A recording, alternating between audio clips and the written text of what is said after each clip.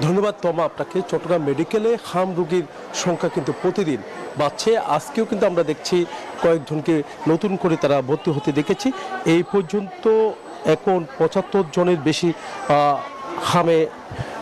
হামের উপসর্গ নিয়ে চট্টগ্রাম মেডিকেল সহ বিভিন্ন মেডিকেলে তারা ভর্তি রয়েছে বলে আমরা জানতে পেরেছি। তবে চট্টগ্রাম মেডিকেলে সবচেয়ে বেশি হামে আক্রান্ত রোগীর সংখ্যা এখানে বেড়েছে, যেখানে কয়েকদিনে কিন্তু সবচেয়ে বেশি বেড়েছে বলে আমাদেরকে জানিয়েছেন। তো যারা আক্রান্ত হচ্ছে এখানে আমরা দেখতে পাচ্ছি কক্সবাজার সহ বিভিন্ন প্রত্যন্ত অঞ্চল থেকে তারা আসা, তাদের চিকিৎসা দেওয়া হচ্ছে। কেউ টিকা পেয়েছে, আবার কেউ টিকা পেয়েও কিন্তু দেখা যাচ্ছে আক্রান্ত হয়ে গেছে। আবার বেশিরভাগ যারা হামে আক্রান্ত হয়েছে তারা 9 মাসের কম বয়সী যারা আছে। তো এখানে দেখা যাচ্ছে কেউ 6 মাস বয়সী তারাও আক্রান্ত হয়ে গেছে, কেউ 7 মাস বয়সী তারাও আক্রান্ত হয়ে গেছে।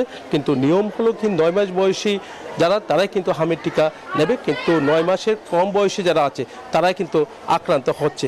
এই কারণে যারা চিকিৎসক যারা আছেন তারা বলছেন যে যথাসময়ে টিকাটা দেওয়ার জন্য কিন্তু চেষ্টা করছে। এর আগে হামে কোনো লক্ষণ দেখা দিলে কিন্তু চিকিৎসকের যদি শুরু থেকে যদি পরামর্শ নেয় তাহলে কিন্তু এই যে মৃত্যুর হার, গতকালও কিন্তু চট্টগ্রাম মেডিকেলে একজনের মৃত্যু হয়েছে, এরকম মৃত্যুর হার কিন্তু অনেকটা কমবে। এই ছিল আমার এখানকার সর্বশেষ। ফিরে যাচ্ছে স্টুডিওতে তোমার কাছে। জয়, ধন্যবাদ আপনাকে।